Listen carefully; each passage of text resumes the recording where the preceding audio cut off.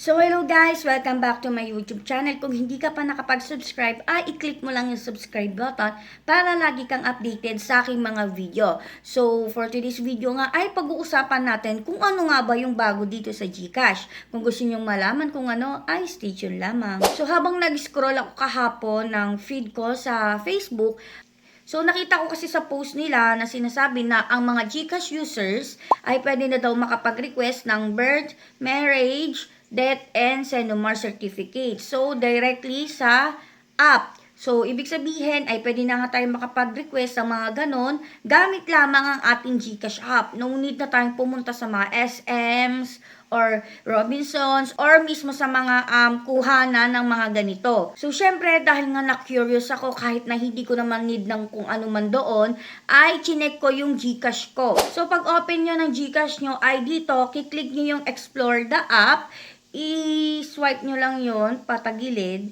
Tapos, makikita nyo dito yung G-Live. So, kapag nakita nyo na yung G-Live, ay i-click nyo yon. So, dito, pagka-open pa lang ng G-Live, dahil nga bago siya, ay makikita nyo na agad dito, meron siya sa headline at naka-feature siya dito mismo. So, ito makikita nyo, psahelpline.ph.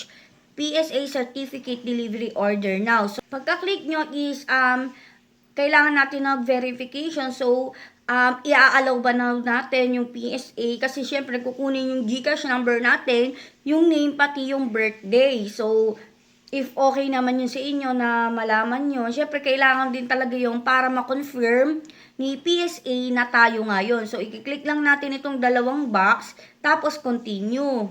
Babasahin lang natin, scroll lang tayo hanggang sa makarating tayo sa dulo, tapos i-click natin yung agree. So dito, yung unang-una pa lang is yung makikita nyo na agad na nakalagay na yung name natin, pati yung birthday. Kasi ngayon yung hiningi kanina ni PSA sa GCash. So automatic na dito nakalagay yung first name, middle name, pati yung last name. So kung ano yung nakalagay sa GCash ninyo, yun din yung mag-a-appear dito. So tatanungin na tayo kung ano yung purpose ng natin sa kanila, yung kailangan natin, kung birth certificate ba, kung marriage certificate ba, kung Senomar, kung death, or Senodeath. So, unwari, kapag ito, marriage certificate, so dito, pwedeng hindi lang pang sarili yung kunin mo. Pwedeng sa father mo, pwedeng sa mother, pwedeng sa son, tsaka sa daughter. So next dito is yung for myself nga yung pinili ko dito. So, may nakalagay dito kung ano yung purpose ng pagre-request. So, pipili kayo dyan kung for passport, kung school requirement, kung local employment, kung marriage, so pag-claim ng mga benefits or other. So, dito, natuwa ako kasi, akala ko kasi ang nakalagay doon is for delivery lang kasi nga daw pwede na nga daw kahit nasa bahay na.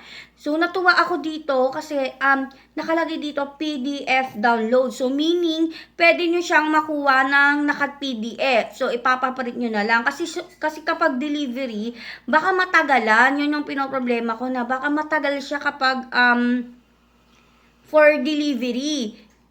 Pero ito pwede nyo lang siyang pwede nilang ibigay sa inyo ng naka-downloaded na naka-PDF na siya. Dito sa huli, nakalagay dito 300. So, ito yung bayad kapag PDF. Not sure ako kung magkano kapag sa delivery. Pero, syempre, kapag delivery, may, siguro may additional charges yun. Kasi, syempre, i-deliver yun sa inyo.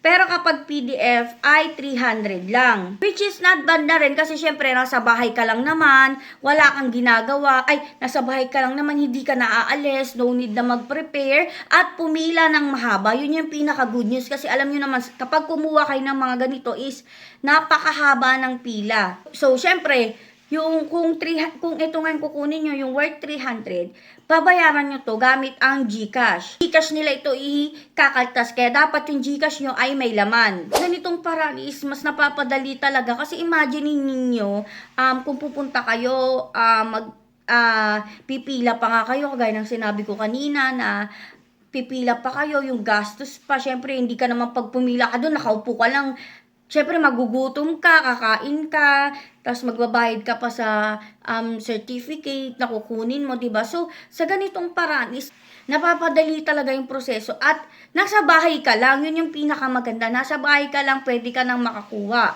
Isa rin sa maganda na hindi lang para sa sarili mo yung pwede mong kunin. Pwede mo rin kunin nga yung sa pamilya mo.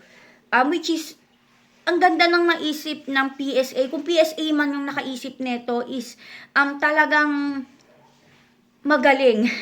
Masasabi ko lang is magaling talaga. Ang ganda ng naisip nyo na ganito. So, yun nga no. Sana may natutunan kayo sa video na ito. Thank you for watching. Yan.